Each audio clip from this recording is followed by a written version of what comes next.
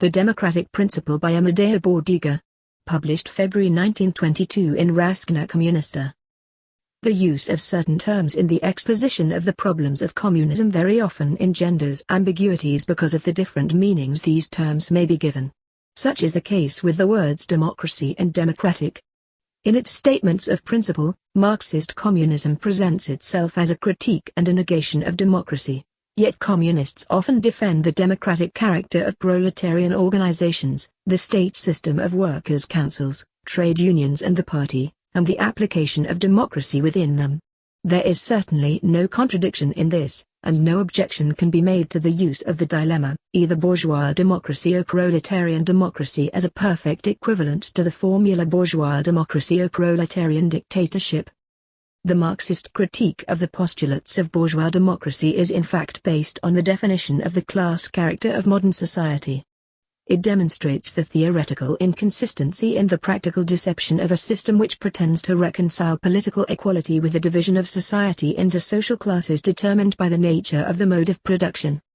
Political freedom and equality, which, according to the theory of liberalism, are expressed in the right to vote, have no meaning except on a basis that excludes inequality of fundamental economic conditions. For this reason we communists accept their application within the class organizations of the proletariat and contend that they should function democratically. In order to avoid creating ambiguities, and dignifying the concept of democracy, so entrenched in the prevailing ideology which we strive relentlessly to demolish, it would be desirable to use a different term in each of the two cases. Even if we do not do this, it is nonetheless useful to look a little further into the very content of the democratic principle, both in general and in its application to homogeneous class organs.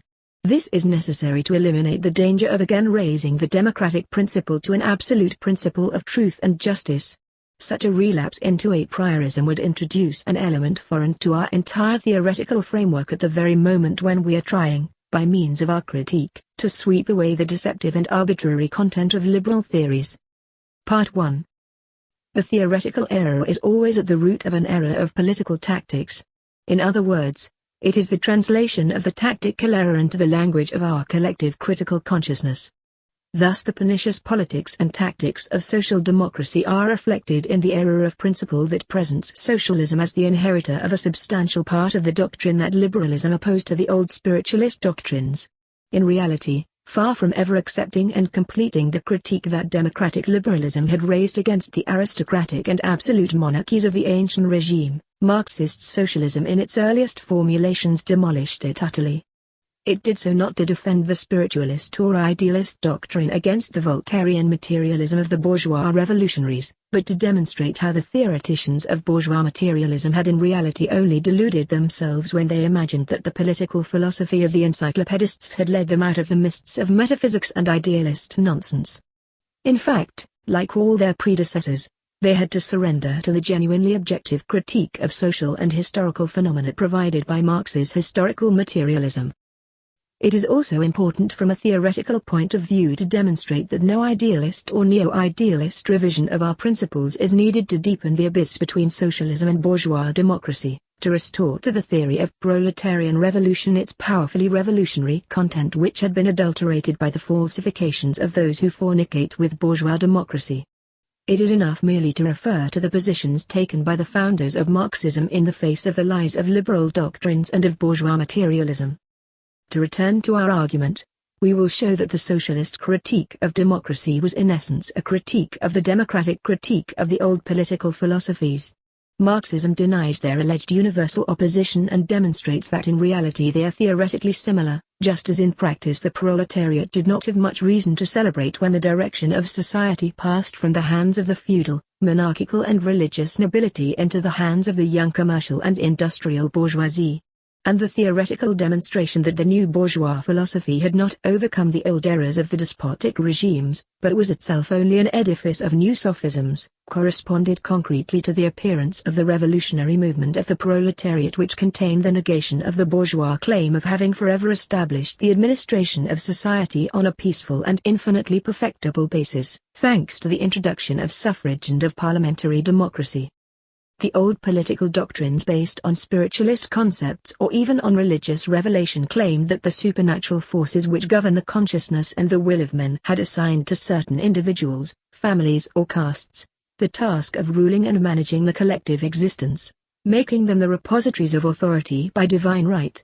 To this, the democratic philosophy which asserted itself at the time of the bourgeois revolution counterposed the proclamation of the moral, political and juridical equality of all citizens, whether they were nobles, clerics or plebeians.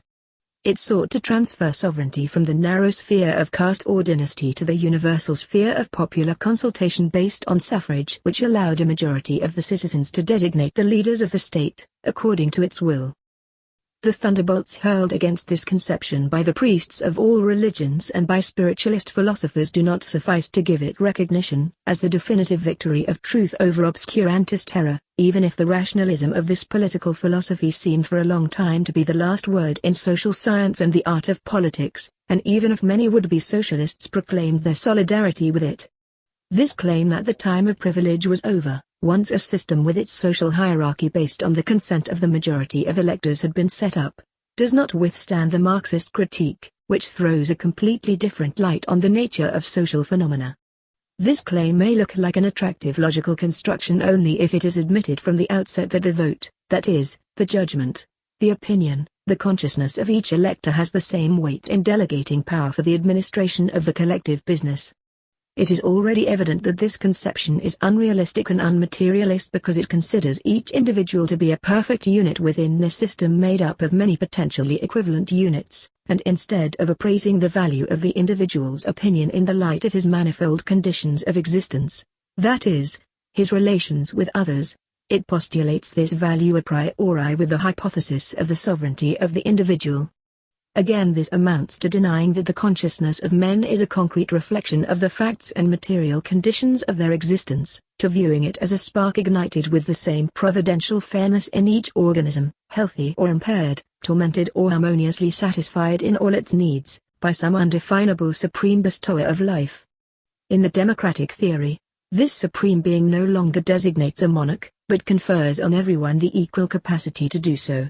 In spite of its rationalist front, the democratic theory rests on a no less childish metaphysical premise than does free will, which, according to the Catholic doctrine of the afterlife, wins men either damnation or salvation.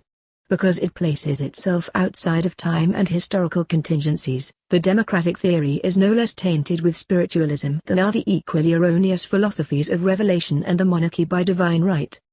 To further extend this comparison, it is sufficient to remember that many centuries before the French Revolution and the Declaration of the Rights of Man and Citizen, the democratic political doctrine had been advanced by thinkers who took their stand resolutely on the terrain of idealism and metaphysical philosophy. Moreover, if the French Revolution toppled the altars of the Christian God in the name of reason, it was, wittingly or not, only to make reason into a new divinity. This metaphysical presupposition, incompatible with the Marxist critique, is characteristic not only of the doctrine constructed by bourgeois liberalism, but also of all the constitutional doctrines and plans for a new society based on the intrinsic value of certain schemes of social and state relations. In building its own doctrine of history, Marxism in fact demolished medieval idealism, bourgeois liberalism and utopian socialism with a single blow. Part 2. To these arbitrary constructions of social constitutions, whether aristocratic or democratic, authoritarian or liberal, as well as to the anarchist conception of a society without hierarchy or delegation of power, which is rooted in analogous errors, the communist critique opposed a much more thorough study of the nature and causes of social relations in their complex evolution throughout human history and a careful analysis of their characteristics in the present capitalist epoch, from which it drew a series of reasoned hypotheses about their further evolution. To this can now be added the enormous theoretical and practical contribution of the proletarian revolution in Russia. It would be superfluous here to develop the well-known concepts of economic determinism and the arguments which justify its use in interpreting historical events and the social dynamic. The a priorism common to conservatives and utopians is eliminated by the analysis of factors rooted in production, the economy, and the class relations they determine. This makes possible a scientific explanation of the juridical, political, military, religious and cultural facts which make up the diverse manifestations of social life. We will merely retrace the historical evolution of the mode of social organization and grouping of men, not only in the state, an abstract representation of a collectivity fusing together all individuals, but also in other organizations which arise from the relations between men. The basis of the interpretation of every social hierarchy, whether extended or limited, is the relations between different individuals, and the basis of these relations is the division of tasks and functions among these individuals. We can imagine without serious error that at the beginning the human species existed in a completely unorganized form. Still few in number, these individuals could live from the products of nature without the application of technology or labor, and in such conditions could do without their fellow beings. The only existing relations, common to all species, were those of reproduction. But for the human species, and not only for it, these were already sufficient to form a system of relations with its own hierarchy, the family. This could be based on polygamy, polyandry or monogamy. We will not enter into a detailed analysis here. Let us say only that the family represents an embryo of organized collective life, based on a division of functions directly determined by physiological factors, since the mother nourished and raised the children, and the father devoted himself to the hunt, to the acquisition of plunder and to the protection of the family from external enemies, etc. In this initial phase, where production and economy are almost totally absent, as well as in later stages when they are developing, it is useless to dwell on the abstract question of whether we are dealing with the individual unit or the society unit. Without any doubt, the individual is a unit from a biological point of view, but one cannot make this individual the basis of social organization without falling into metaphysical nonsense. From a social perspective, all the individual units do not have the same value. The collectivity is born from relations and groupings in which the status and activity of each individual do not derive from an individual function but from a collective one determined by the multiple influences of the social milieu. Even in the elementary case of an unorganized society or non-society, the simple physiological basis which produces family organization is already sufficient to refute the arbitrary doctrine of the individual as an indivisible unit free to combine with other fellow units, without ceasing to be distinct from, yet somehow, equivalent to them. In this case, obviously the society unit does not exist either, since relations between men, even reduced to the simple notion that others exist, are extremely limited and restricted to the sphere of the family or the clan. The self-evident conclusion can be drawn in advance: the society unit has never existed and probably never will, except as a limit which can be brought progressively nearer by the disappearance of the boundaries of classes and states. Setting out from the individual unit in order to draw social conclusions and to construct social blueprints, or even in order to deny society, is setting out from an unreal supposition which, even in its most modern formulations, only amounts to refurbishing the concepts of religious revelation and creation and of a spiritual life which is not dependent upon natural and organic life.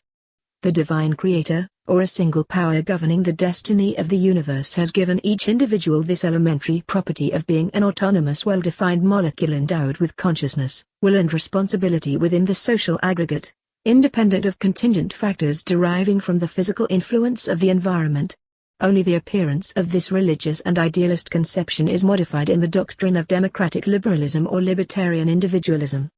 The soul as a spark from the Supreme Being, the subjective sovereignty of each elector, or the unlimited autonomy of the citizen of a society without laws, these are so many sophisms which, in the eyes of the Marxist critique, are tainted with the same infantile idealism, no matter how resolutely materialist the first bourgeois liberals and anarchists may have been. This conception finds its match in the equally idealist hypothesis of the perfect social unit, of social monism, based on the divine will which is supposed to govern and administer the life of our species. Returning to the primitive stage of social life which we were considering and to the family organization discovered there, we conclude that we do not need such metaphysical hypotheses of the individual unit and the society unit in order to interpret the life of the species and the process of its evolution. On the other hand, we can positively state that we are dealing with a type of collectivity organized on a unitary basis, that is the family. We take care not to make this a fixed or permanent type or to idealize it as the model form of the social collectivity, as anarchism or absolute monarchy do with the individual. Rather, we simply record the existence of the family as the primary unit of human organization, which will be succeeded by others, which itself will be modified in many aspects, and which will become a constituent element of other collective organizations, or, one may suppose, will disappear in very advanced social forms. We do not feel at all obliged to be for or against the family in principle, any more than, for example, for or against the state. What does concern us is to grasp the evolutionary direction of these types of human organization. When we ask ourselves whether they will disappear one day, we do so objectively, because it could not occur to us to think of them as sacred and eternal, or as pernicious and to be destroyed. Conservatism and its opposite, that is the negation of every form of organization and social hierarchy, are equally weak from a critical viewpoint, and equally sterile. Thus, leaving aside the traditional opposition between the categories individual and society, we follow the formation and the evolution of other units in our study of human history, organized human collectivities, broad or restricted groupings of men with a hierarchy based on a division of functions, which appear as the real factors and agents of social life. Such units can in a certain sense be compared to organic units, to living organisms whose cells, with their different functions and values, can be represented by men or by rudimentary groups of men. However, the analogy is not complete, since while a living organism has well-defined limits and obeys the inflexible biological laws of its growth and death, organized social units do not have fixed boundaries and are continually being renewed, mingling with one another, simultaneously splitting and recombining. If we dwelt on the first conspicuous example of the family unit, it was to demonstrate the following. If these units which we are considering are clearly composed of individuals and if their very composition is variable, they nonetheless behave like organic and integral wholes, such that to split them into individual units has no real meaning and is tantamount to a myth. The family element constitutes a whole whose life does not depend on the number of individuals that comprise it, but on the network of their relationships. To take a crude example, a family composed of the head, the wives and a few feeble old men is not equal to another made up of its head and many strong young men. Setting out from the family, the first organized social form, where one finds the first example of division of functions, the first hierarchies, the first forms of authority and the direction of individuals' activities and the administration of things, human evolution passes through an infinite series of other organizational forms, increasingly broad and complex. The reason for this increasing complexity lies in the growing complexity of social relations and hierarchies born from the ever-increasing differentiation between functions. The latter is directly determined by the systems of production that technology and science place at the disposal of human activity in order to provide an increasing number of products suited to satisfying the needs of larger societies evolving towards higher forms of life. An analysis which seeks to understand the process of formation and change of different human organizations, as well as the interplay of relations within the whole of society, must be based on the notion of the development of productive technology and the economic relations which arise from the distribution of individuals among the different tasks required by the productive mechanism. The formation and evolution of dynasties, castes, armies, states, empires, corporations and parties can and must be studied on the basis of these elements. One can imagine that at the highest point of this complex development a kind of organized unit will appear which will encompass all of mankind and which will establish a rational division of functions between all men. What significance and limits the hierarchical system of collective administration will have in this higher form of human social life is a matter for further study. Part 3. To examine those unitary bodies whose internal relations are regulated by what is generally called the democratic principle, for reasons of simplicity we will distinguish between organized collectivities whose hierarchies are imposed from outside and those that choose their own hierarchy from within. According to the religious conception and the pure doctrine of authority, in every epoch human society is a collective unit which receives its hierarchy from supernatural powers. We will not repeat the critique of such a metaphysical oversimplification which is contradicted by our whole experience. It is the necessity of the division of functions which gives rise naturally to hierarchies, and this is what has happened in the case of the family. As it develops into a tribe or horde, it must organize itself in order to struggle against rival tribes. Leadership must be entrusted to those most able to use the communal energies, and military hierarchies emerge in response to this need. This criterion of choice in the common interest appeared thousands of years before modern democratic electoralism. In the beginning kings, military chiefs and priests were elected. In the course of time, Other criteria for the formation of hierarchies prevailed, giving rise to caste privileges transmitted by inheritance or even by initiation into closed schools, sects and cults. Nevertheless, in normal practice, accession to a given rank and inheritance of that rank were motivated by the possession of special aptitudes. We do not intend to follow here the whole process of the formation of castes and then of classes within society. We will only say that their appearance no longer corresponds to the logical necessity of a division of functions alone, but also to the fact that certain strata occupying a privileged position in the economic mechanism end up monopolizing power and social influence. In one way or another, every ruling caste provides itself with its own organization, its own hierarchy, and likewise, economically privileged classes. To limit ourselves to one example, the landed aristocracy of the Middle Ages, by uniting itself for the defense of its common privileges against the assaults of the other classes, constructed an organizational form culminating in the monarchy, which concentrated public powers in its own hands to the complete exclusion of the other layers of the population. The state of the feudal epoch was the organization of the feudal nobility supported by the clergy. The principal element of coercion of the military monarchy was the army. Here we have a type of organized collectivity whose hierarchy was instituted from without, since it was the king who bestowed the ranks, and in the army, passive obedience was the rule. Every form of state concentrates under one authority the organizing and issuing of a whole series of executive hierarchies, the army, police, magistracy, bureaucracy. Thus the state makes material use of the activity of individuals from all classes, but it is organized on the basis of a single or a few privileged classes which appropriate the power to constitute its different hierarchies. The other classes, and in general all groups of individuals for whom it was only too evident that the state, in spite of its claims, by no means guaranteed the interests of everyone, seek to provide themselves with their own organizations in order to make their own interests prevail. Their point of departure is that their members occupy an identical position in production and economic life. As for organizations which provide themselves with their own hierarchy, if we ask what is the best way to ensure the defense of the collective interests and to avoid the formation of privileged strata, some will propose the democratic method whose principle lies in using their majority opinion to select those to fill the various offices.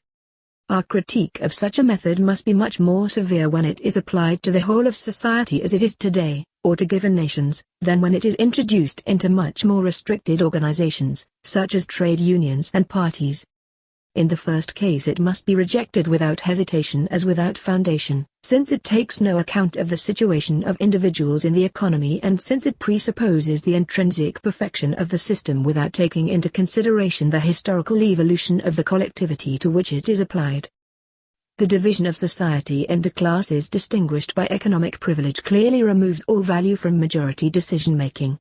Our critique refutes the deceitful theory that the democratic and parliamentary state machine which arose from modern liberal constitutions is an organization of all citizens in the interests of all citizens. From the moment that opposing interests and class conflicts exist, there can be no unity of organization, and in spite of the outward appearance of popular sovereignty, the state remains the organ of the economically dominant class and the instrument of defense of its interests. In spite of the application of the democratic system to political representation, bourgeois society appears as a complex network of unitary bodies.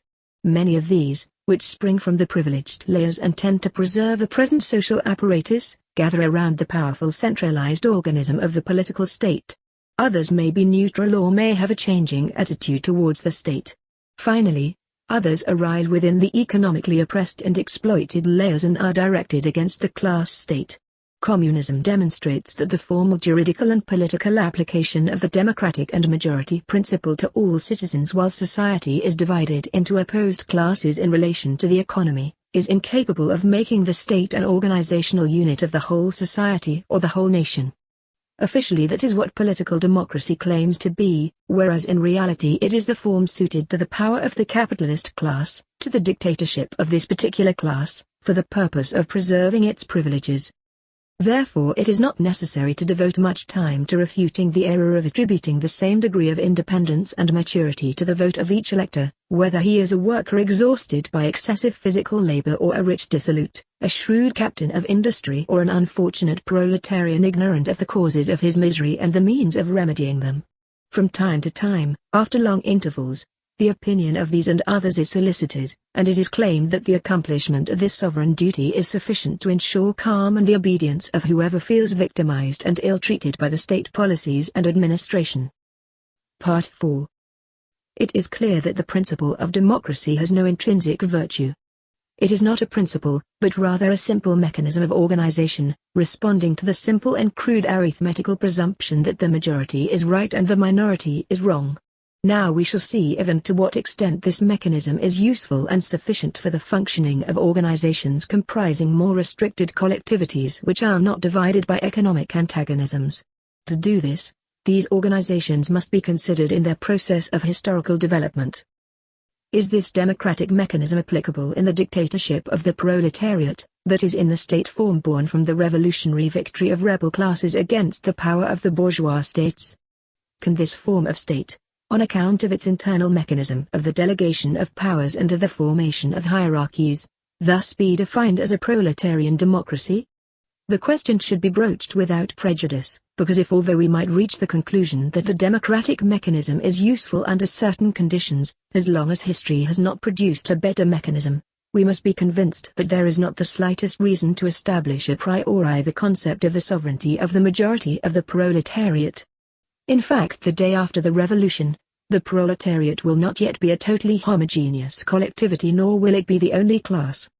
In Russia, for example, power is in the hands of the working class and the peasantry, but if we consider the entire development of the revolutionary movement, it is easy to demonstrate that the industrial proletarian class, although much less numerous than the peasantry, nevertheless plays a far more important role.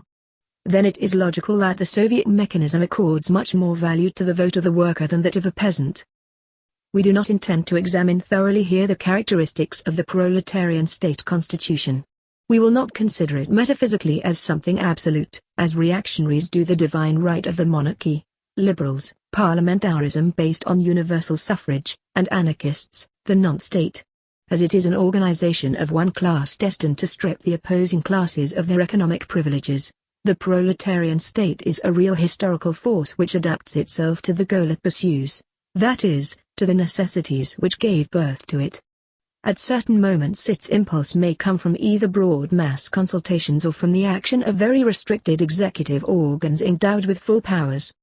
What is essential is to give this organization of proletarian power the means and weapons to destroy bourgeois economic privilege and the political and military resistance of the bourgeoisie, in a way that prepares for the subsequent disappearance of classes themselves, and for the more and more profound modifications of the tasks and structure of the proletarian state.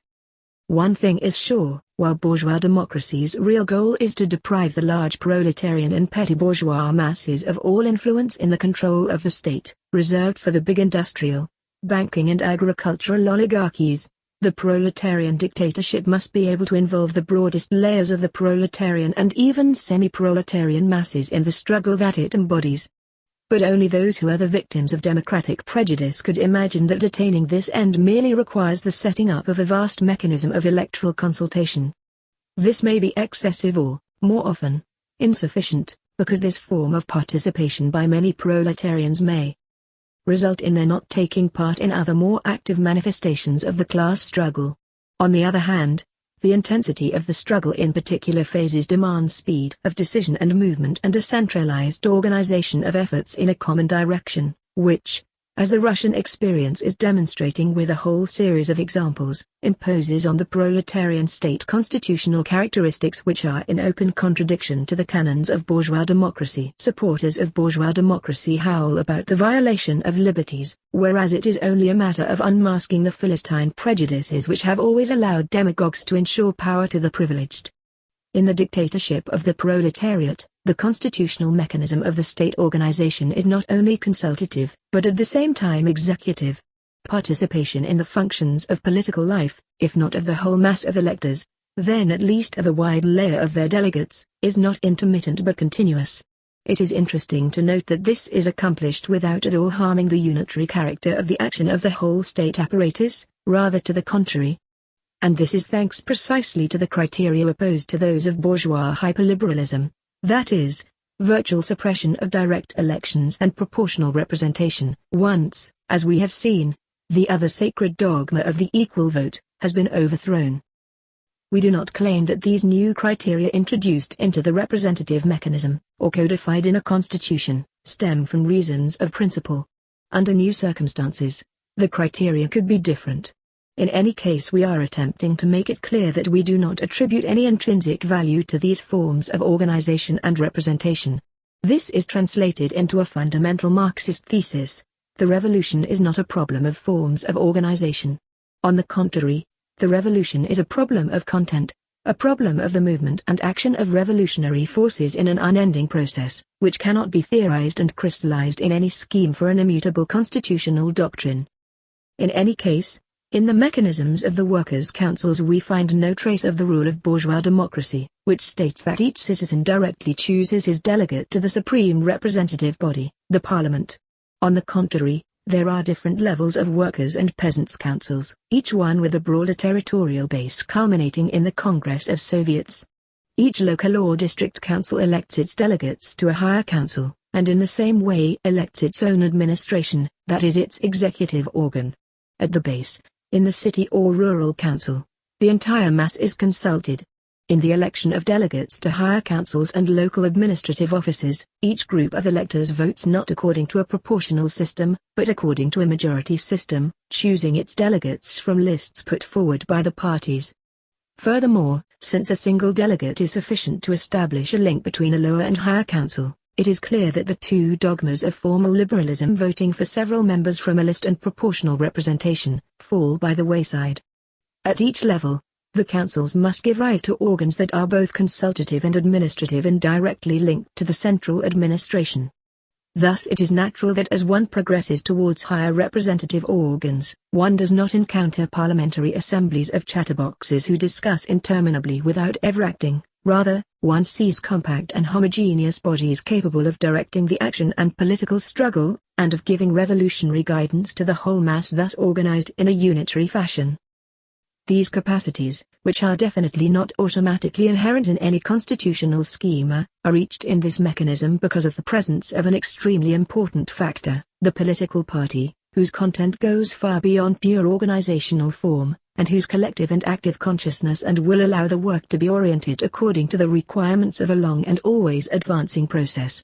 Of all the organs of the proletarian dictatorship, the political party is the one whose characteristics most nearly approach those of a homogeneous unitary collectivity, unified in action. In reality, it only encompasses a minority of the mass, but the properties which distinguish it from all other broad-based forms of representative organization demonstrate precisely that the party represents the collective interests and movement better than any other organ. All party members participate directly in accomplishing the common task and prepare themselves to resolve the problems of the revolutionary struggle and the reconstruction of society, which the majority of the mass only become aware of when they are actually faced with them. For all these reasons, in a system of representation and delegation based not on the democratic lie but on a layer of the population whose common fundamental interests propel them on the course of revolution, it is natural that the choices fall spontaneously on elements put forward by the revolutionary party, which is equipped to respond to the demands of the struggle and to resolve the problems for which it has been able to prepare itself. We do not attribute these capacities of the party to its particular constitution, any more than we do in the case of any other organization. The party may or may not be suited to its task of leading the revolutionary action of a class. It is not any political party but a precise one, namely the Communist Party, that can assume this task, and not even the Communist Party is immune to the numerous dangers of degeneration and dissolution. What makes the party equal to its task is not its statutes or mere internal organizational measures. It is the positive characteristics which develop within the party because it participates in the struggle as an organization possessing a single orientation which derives from its conception of the historical process, form a fundamental program which has been translated into a collective consciousness and at the same time from a secure organizational discipline. To return to the nature of the constitutional mechanism of the proletarian dictatorship, of which we have already said that it was executive as well as legislative at all levels, we must add something to specify what tasks of the collective life this mechanism's executive functions and initiatives respond to. These functions and initiatives are the very reason for its formation, and they determine the relationships existing within its continually evolving elastic mechanism. We refer here to the initial period of proletarian power whose image we have in the 4.5 years that the proletarian dictatorship has existed in Russia, because we do not wish to speculate as to what the definitive basis of the representative organs will be in a classless communist society. We cannot predict how exactly society will evolve as it approaches this stage. We can only envisage that it will move in the direction of a fusion of various political, administrative and economic organs, and at the same time, a progressive elimination of every element of coercion and of the state itself as an instrument of power of one class and a weapon of struggle against the surviving enemy classes. In its initial period, the proletarian dictatorship has an extremely difficult and complex task that can be subdivided into 3 spheres of action: political, military and economic. Military defense against counter-revolutionary attacks from within and without and the reconstruction of society on a collective basis depend upon a systematic and rational plan of activity which, while utilizing the diverse energies of the whole mass with the maximum efficiency in results, must also achieve a powerful unity. As a consequence, the body which leads the struggle against the domestic and foreign enemy, that is, the revolutionary army and police, must be based on discipline, and its hierarchy must be centralized in the hands of the proletarian power. The Red Army itself is thus an organized unit whose hierarchy is imposed from without by the government of the proletarian state, and the same is true for the revolutionary police and tribunals. The problems of the economic apparatus which the victorious proletariat erects in order to lay the foundations of the new system of production and distribution is more complex. The characteristic that distinguishes this rational administration from the chaos of bourgeois private economy is centralization. Every enterprise must be managed in the interest of the entire collectivity and in harmony with the requirements of the whole plan of production and distribution. On the other hand, the economic apparatus, and the groups of individuals that comprise it, is continually being modified, not only through its own gradual development but also by the inevitable crises in a period of such vast transformations, which cannot be without political and military struggles. These considerations lead to the following conclusions: in the initial period of the proletarian dictatorship, although the councils at different levels must appoint their delegates to the local executive organs as well as to the legislative organs at higher levels, the absolute responsibility for military defense, and in a less rigid way, for the economic campaign, must remain with the center. For their part, the local organs serve to organize the masses politically so that they will participate in fulfilling the plans and accept military and economic organization. They thereby create the conditions for the broadest and the most continuous mass activity possible, and can channel this activity towards the formation of a highly centralized proletarian state. These considerations certainly are not intended to deny all possibility of movement and initiative to the intermediary organs of the state hierarchy. But we wanted to show that one cannot theorize that they must be formed by the application of groups of electors organized on the basis of factories or army divisions to the revolution's executive tasks of maintaining military or economic order. The structure of such groups is simply not able to confer any special abilities on them. The units in which the electors are grouped at the base can therefore be formed according to empirical criteria. In fact, they will constitute themselves according to empirical criteria, among which, for instance, the convergence in the workplace, the neighborhood, the garrison, the battlefront or any other situation in daily life, without any of them being excluded a priori or held up as a model. This does not prevent the representative organs of the proletarian state from being based on a territorial division into electoral districts. None of these considerations is absolute, and this takes us back to our thesis that no constitutional schema has the value of a principle, and that majority democracy in the formal and arithmetic sense is only one possible method for coordinating the relations that arise within collective organizations. No matter what point of view one takes, it is impossible to attribute to it an intrinsic character of necessity or justice. For Marxists these terms have no meaning. Therefore we do not propose to substitute for the democratic schema which we have been criticizing any other schema of a state apparatus which in itself will be exempt from defects and errors. Part 5. It seems to us that enough has been said about the democratic principle in its application to the bourgeois state, which claims to embrace all classes, and also in its application to the proletarian class exclusively as the basis of the state after the revolutionary victory. Something should be said about the application of the democratic mechanism to organizations existing within the proletariat before, and also after, the conquest of power, that is in trade unions and the political party. We established above that a true organizational unity is only possible on the basis of an identity of interests among the members. Since one joins unions or parties by virtue of a spontaneous decision to participate in a specific kind of action, a critique which absolutely denies any value to the democratic mechanism in the case of the bourgeois state, that is a fallacious constitutional union of all classes, is not applicable here. Nevertheless, even in the case of the party and the trade union, it is necessary not to be led astray by the arbitrary concept of the sanctity of majority decisions. In contrast to the party, the trade union is characterized by the virtual identity of its members' immediate material interests. Within the limits of the category, it attains a broad homogeneity of composition, and it is an organization with voluntary membership. It tends to become an organization which all the workers of a given category or industry join automatically, or are even, as in a certain phase of the dictatorship of the proletariat, obliged to join. It is certain that in this domain number remains the decisive factor, and the majority decision has a great value, but we cannot confine ourselves to a schematic consideration of its results.